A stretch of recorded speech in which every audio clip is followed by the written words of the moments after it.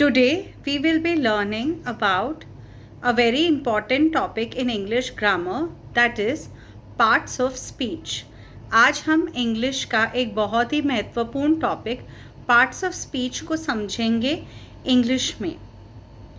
So what is parts of speech and why is it important to learn parts of speech?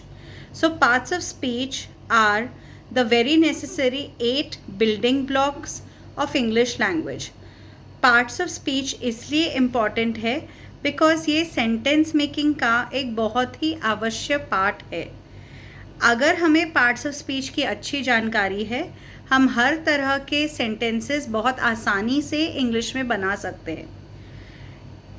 If we know parts of speech well and if we have command over every part of speech, we will be able to make very good sentences in English. Knowing all the parts of speech will help you make complex, compound and simple sentences with equal ease. अगर आपको parts of speech की अच्छी जानकारी है, आप हर तरह के sentences बहुत ही easily English language में बना सकते हैं. Totally 8 पार्ट्स ऑफ स्पीच है इंग्लिश में. Nouns, verbs, pronouns, adjective, adverb, preposition, interjection and conjunction. Please leave a comment in the comment box below and let me know how many parts of speech do you already know.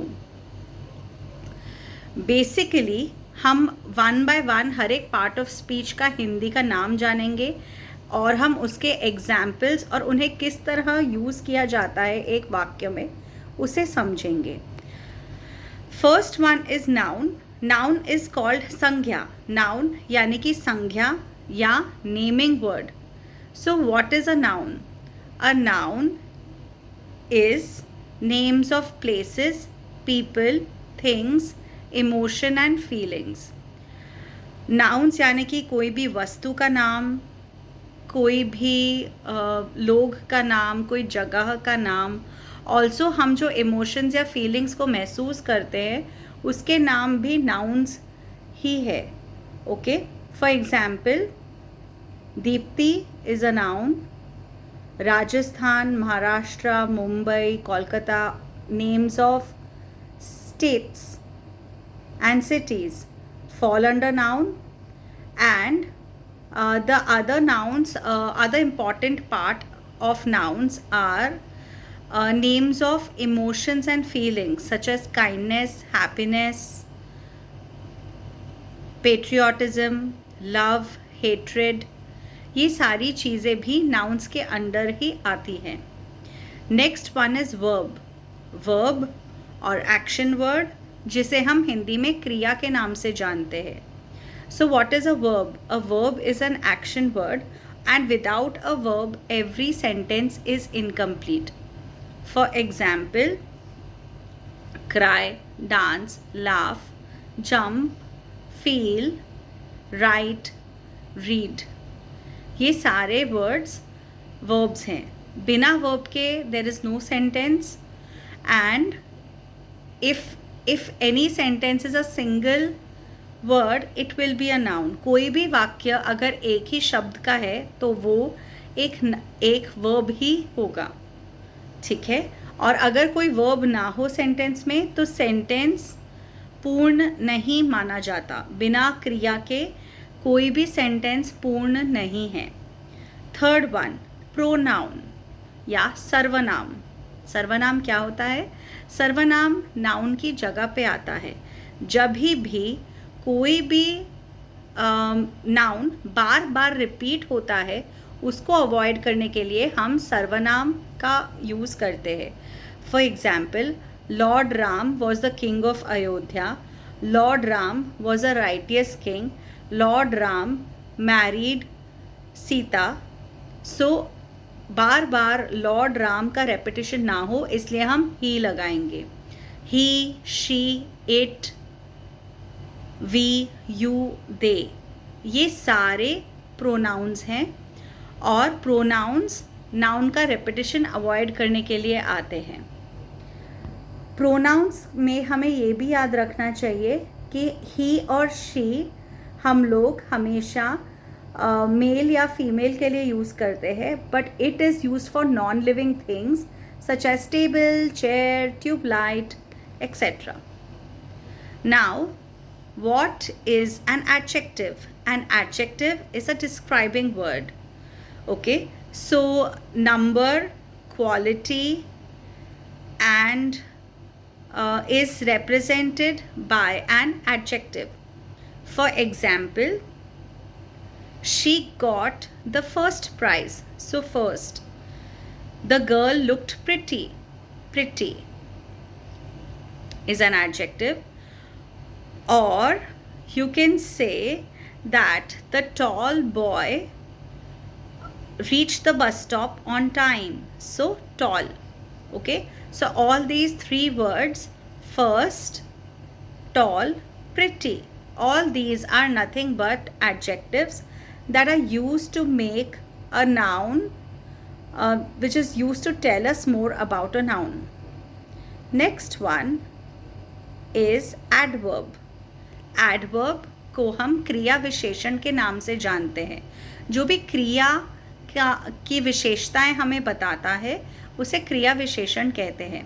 For example, he walked carefully, she poured the tea carefully. Okay, so here carefully हमें ये describe करके बता रहा है कि उसने T किस प्रकार पोर की. She dressed smartly. Smartly is also an adverb. Most adverbs are ly ending, and adverbs sentence में या वाक्य में किसी भी जगह पे आ सकते हैं. Okay, so an adverb can come in the middle, in the beginning, or in the end. For example, she dressed smartly. Smartly she dressed. Okay, so smartly word I can easily move in the beginning or in the end of a sentence. So now we have understood nouns, verbs, pronoun, adjective and adverb. Now let's move on to prepositions. Prepositions are nothing but position words. किसी भी noun का हमें वो position बताते हैं. किस position में preposition, किस पोजिशन में नाउन आता है, इसकी जानकारी हमें प्रेपोजिशन देता है. For example, the laptop is on the table. The girl is hiding behind the tree. So behind. Okay, so what is the position? It is behind the tree, on the table. So all these words actually describe the position of the nouns in a sentence. The next one is conjunction. What's a conjunction? Conjunction are joining words. दो sentences का जोड़ करने वाले शब्द को हम conjunction कहते हैं. She missed the train, so she took a flight. She missed the train is a separate sentence. She took a flight is a separate sentence. Both are joined with so. Another example. She broke all records because she worked very hard for it. She broke all records and she worked very hard for it. Both are joined with the word because. And the last parts of speech is interjection. Interjection does not come within a sentence, but it brings a lot of emotion and feeling to a sentence. कोई भी वाक्य में बहुत emotion या feeling लाता है, वो है एक interjection. Wow, what a pretty dress. Hooray, we won the match.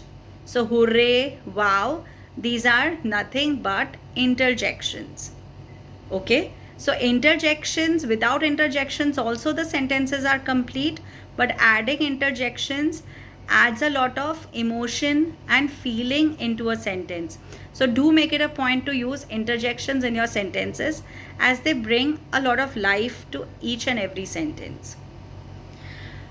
Now, in order to make basic sentences, nouns, pronouns and verbs are more than sufficient. But आपको अगर एडवांस्ड इंग्लिश में बात करनी है, आपको अगर अच्छे इंग्लिश स्पीकर बनना है, तो एडजेक्टिव, एडवर्ब, कंजंक्शंस, का सही इस्तेमाल करना आपके लिए बहुत ज़रूरी है। और अगर आप इंटरजेक्शंस यूज़ करने लगे तो ये तो सोने पे सुहागा वाली बात होगी। Alright, so if you want to be a good English speaker, do not ignore conjunctions, adjectives, adverbs and interjections.